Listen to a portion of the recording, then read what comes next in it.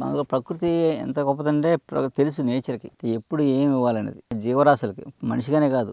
అడవిలో తిరిగే జంతువులకి, పక్షులకి, కోతులకి ఆటికి మనిషితో సహా అందరూ సమానమే ప్రకృతికి. అందుకేంటంటే ఈ వేసవికాలంలో జీవరాశులు వేడి వల్ల ఇబ్బంది పడతాయని చెప్పేసి వేడి చేసేత్తని ఈ పళ్ళు చలవ చేస్తాయి. అందుకే వేసవికాలం వచ్చే ఇవన్నీ పళ్ళు పాల పళ్ళు, ఈత పళ్ళు, తాటి ముంజలు, తుమికి పళ్ళు, తెలంగాణలో తుమికి పళ్ళు అంటారు. తునికి పళ్ళు అవన్నీ ఈ సపోటా, ఇవన్నీ పుచ్చకాయ, ఇవన్నీ ఎందుకు వస్తాయంటే ఈ సీజన్లో ఎందుకు వస్తాయంటే ఈ వేసవికాలం 4 నెలలు మనం ఇబ్బంది పడకుండా ఉండడం కోసం అన్నమాట. చక్కగా అక్కడ ఉన్నాయనుకోండి అడవిలో అవే తింటాయి. కాబట్టి వాటికి ఏం వేడి చేయలాంటిది ఉండదు. ఎండలో తిరుగుతుంటాయి. ఎండ కొండ లేకుండా తిరుగుతాయి కోతులు అయ్యింది ఇక్కడ నీళ్ళున్నా లేకపోయినా.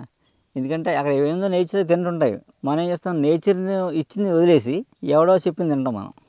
పైత్యం అవన్నీ ఏవో తీసుకుని అవన్నీ అవి కలుపుకుని షర్బతులని, సలాడ్లని, పనికిమాలిన చెత్తని తాగుతుంటాం మనం. మళ్ళీ తాగిన తర్వాత వేరే జబ్బులు, అలా ఇబ్బంది అనమాట. అందుకంటే పళ్ళు చలవ చేస్తాయి. ముఖ్యంగా ఇవన్నీ పక్కన పెడితే మాకు ప్రధానంగా మనం ఈ వేసవికాలంలో 1-2 సార్లు తినాలి. పాల పళ్ళు తినాలన్నమాట. తింటే బాగా చలవ చేస్తుంది, వేడి చేయకుండా ఉంటుంది. ఆకలి కూడా పెరుగుద్ది, తిన్నది బాగా జీర్ణం అవుతుంది, ఫ్రీ మోషన్ అవుతుంది. అలా ఎన్ని ఉపయోగాలు ఉన్నాయి పాల పళ్ళు వల్ల.